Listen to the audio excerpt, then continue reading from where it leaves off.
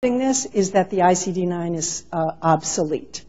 The government believes that even though it's not going to be the most current version soon, that updating it will make for a lot better. It's going to be more helpful to our health system overall. They expect to get much better data for things like claim processing and payment systems development. They're also thinking that patient care measurement and clinical decision making will get better. Public health monitoring, fraud identification, et cetera. And the key is that it certainly will fit better with electronic health record systems and with computer systems in general. And of course, many people are hoping for lower costs, whether that happens or not.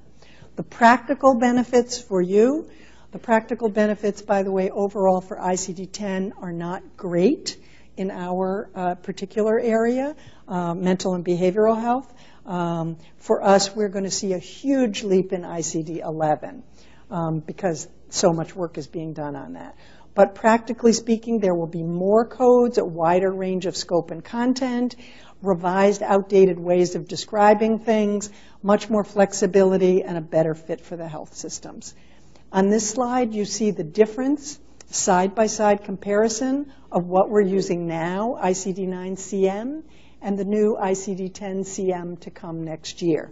So you see that we are going from roughly 14,000 codes to more than 68,000 codes. We were limited to 5 characters before, and now we will have 7, up to 7. That doesn't mean that all of our diagnoses will have them, but that's available. The first character will now always be a letter, and that's never been true before for us. We're still going to see a decimal point after the first 3 digits or characters. You will see the use of a dummy placeholder X. That may be less relevant for us than it is for some of the medical specialties where there are tremendous advances in the level of specificity they can get to for a particular physical condition.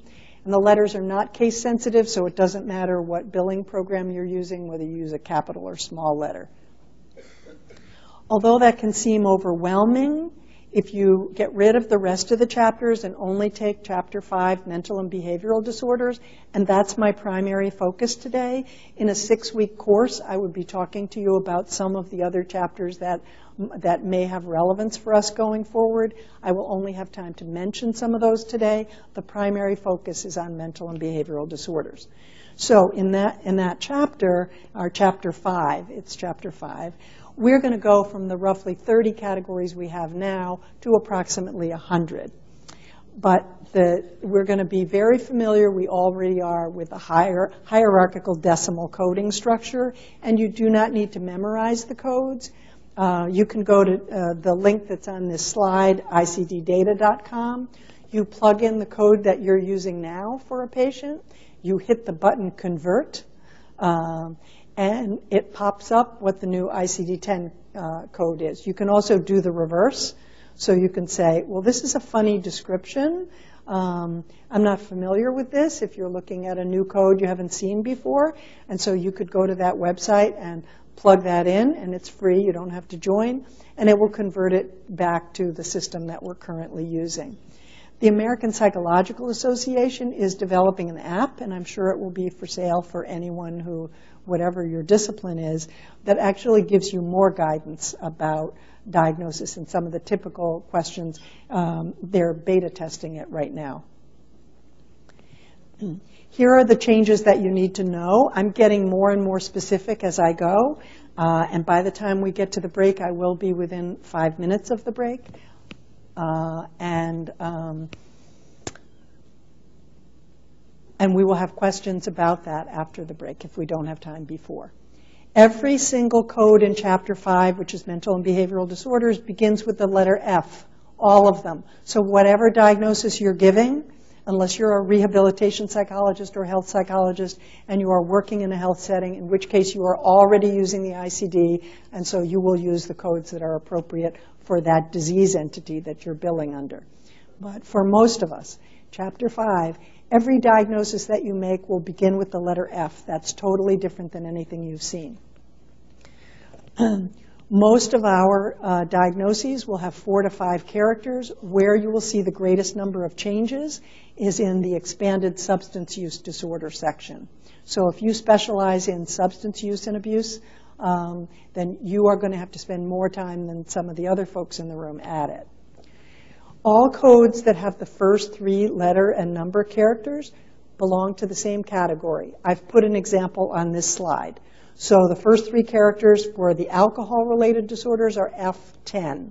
And you see it on here. F10.20 is alcohol dependence uncomplicated, and F10.23 is alcohol dependence with withdrawal. So it's not hard to figure out. It's all in the same place. You just may have to look a little bit. I have put a note on the bottom of this slide. I added it because a few people had questions about it. They weren't sure where to look for polysubstance abuse. So that's included in F19, which is other psychoactive substance-related disorders. To continue with the changes, the whole chapter has actually been rearranged in some substantial ways. So you will see that codes within different categories are rearranged. Some of the titles of things are changed. I've already said that substance use codes are great. You just page after page of substance use. Intellectual disability codes have sequencing changes. And here are the categories, the sections that you're going to see. I'm going to ask you to take a look at this for a minute carefully, and then I'm going to ask you, and I will to call out where you would find certain things. And I will repeat those for those of you who are on the webinar so that you can hear as a check whether you're on target with where you would look for it. So take a look at these categories. And you'll notice they're all in groups of 10. So, you know, it's 01 to 9, 10 to 19, 20 to 29, so forth.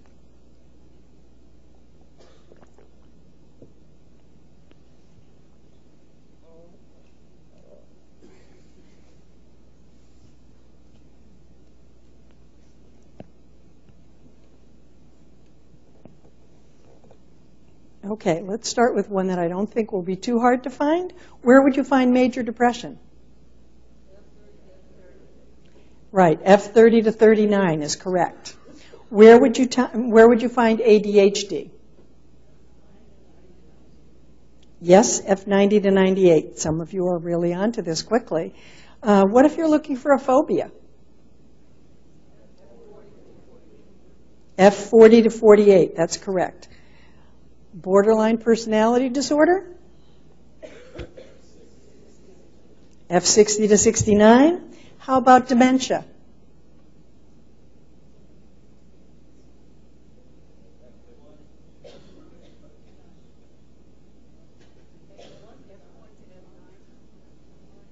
Yes, that one took a little longer for some of you to find. F01 to F09. How about eating disorders?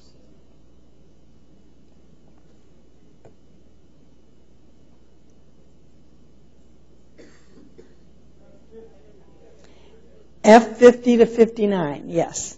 How about adjustment disorders?